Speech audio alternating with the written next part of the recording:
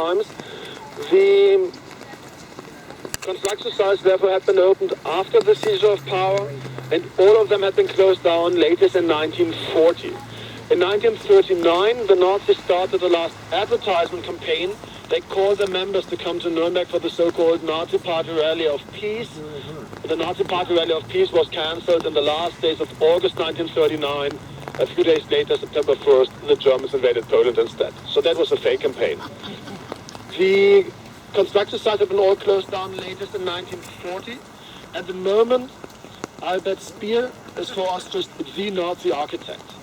Later on, he had a second job. He became Hitler's Minister for Armament and Ammunition. So he was in forced labor and slave workery, and he had no money left to finish these buildings. That's why they remained. The Allies did not destroy them. Today the rally grounds look like this.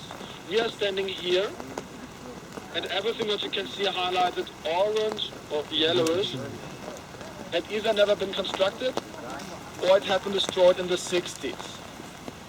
80% of Nuremberg was hit by bombs. The parade ground were not hit by a single bomb on purpose. When these bombardments started, mainly after D-Day, so Nuremberg was far away from the airfields in South England, when these bombardments started, no camera had seen these buildings for 5 to 6 years. Last one in 38, no one would have noticed the bombardment of unused propaganda sites.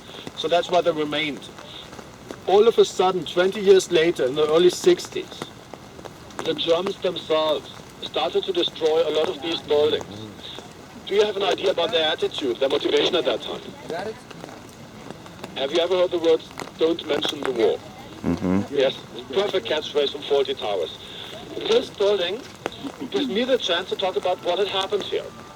And that was the very thing the Germans in the 60s were concerned about. They were concerned if they would walk around that lake on a Sunday afternoon, which is usually a popular sport at Nuremberg, the next generation could start to ask questions. Who had constructed the building? For what purpose?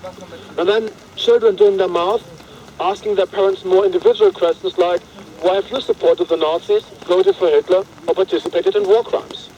So the idea was if one destroys as many of these buildings as possible, there wouldn't be no questions. That's just ridiculous. It didn't work at all.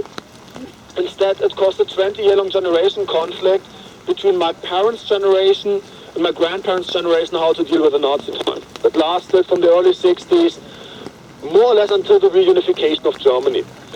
So the Congress Hall over there was supposed to look like this. Up to this height, they came with the construction.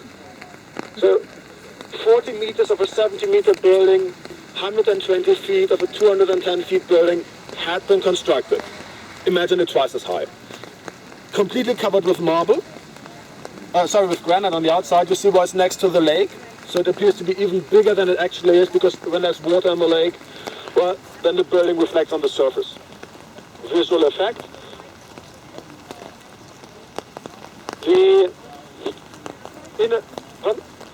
But this is not really large. The marble, the granite on the outside, marble on the inside. Yeah.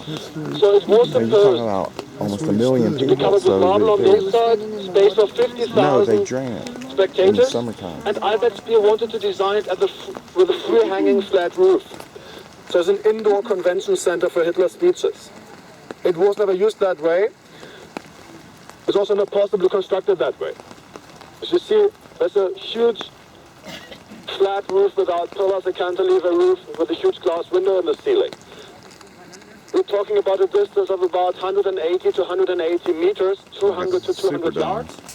Someone should have told Albert Speer that already 300 years ago, Sir Isaac Newton had invented gravity. Well, that roof would collapse for sure. First winter, first snow. I promise you don't want to be in the building at that moment.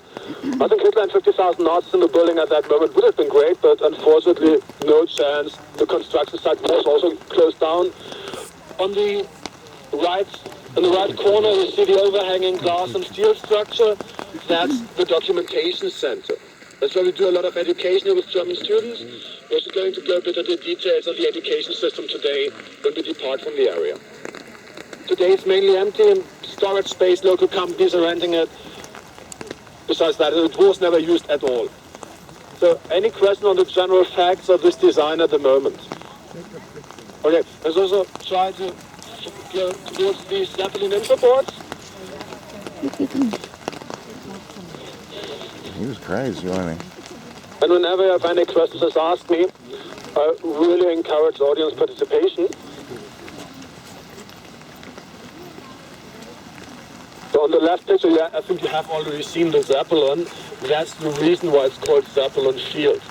In 1909, this was a plain open ground, and one Zeppelin had landed here. But don't get me wrong, it was never really an airfield. It was just one Zeppelin who landed here, which landed here once. But that was obviously enough to impress the locals of Nuremberg so much that they referred to this area from that on as Zeppelin Field or Zeppelin Ground. You see the event. But closer please, you can actually see these two pictures. These Zeppelins were still a very modern, futuristic technology until the disaster of Lakehurst, when the Hindenburg exploded in 1937 in New Jersey. So therefore the Nazis didn't hesitate to use the name of that pioneer for their own propaganda. We are standing here. See, the grandstand will come up to our left side, the field then towards the right, stands for the audience around the field, and the field provided space for about 150,000 Nazis, plus another 50,000 spectators. The grandstand was for VIPs. Leaders of the Nazi party invited guests. Some ambassadors came to Nuremberg, some did not. For example, Thomas Dodd, the US ambassador, refused to go to Nuremberg, as so did the British and the French ambassador, because they said, this is not a state event, it's a party event, so we don't have to come here. Other countries came. So that also added some pressure on the major allies, so they attended on 38. But for a long time, they refused to go here. Now, let's start to walk over towards the field. Yeah, The so he's stands on now his coming own up on the movies right and stuff. side. It looks a bit like it's fortified. These towers were planned as the restrooms of the renegades. The what? Restroom? Is that what he said? Yeah.